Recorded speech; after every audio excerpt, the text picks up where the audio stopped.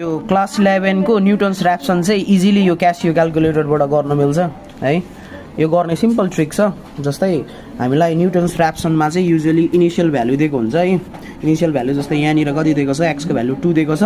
अनि ऱ्याप्सनको फर्मुला त धेरैलाई थाहा छ होला, x minus FX by FX त्यो फङ्सनको डेरिभेटिभ हो है। अनि क्याल्कुलेटरमा चाहिँ के मात्र गर्नुपर्ने भन्दाखेरि सिम्पल है, सुरुमा के छ इनिशियल भ्यालु 2 दिएको छ, 2 लेख्ने, 2 थिच्ने अनि इक्वल टु थिच्ने। जस्तै त्यो गरेको चाहिँ के हो भन्दाखेरि एन्सरमा 2 को भ्यालु आयो नि त। अब सिम्पल यो हाम्रो एफएक्स र एफ ड्यास एक्सलाई चाहिँ फर्मुला जस्तै बनाइदिने। जस्तै एन्सर माइनस हैन माथि एन्सरको square minus 2 answer minus 1 by 2 into answer minus 2 भनेको हाम्रो यही अनुसार बनाएको क्या।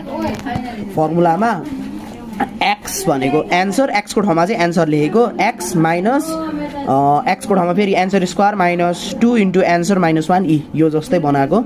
अनि 2 एन्सर। अब यो सिम्पल के मात्र गर्ने भन्दाखेरि इक्वल टु मात्र थिच्दै जाने।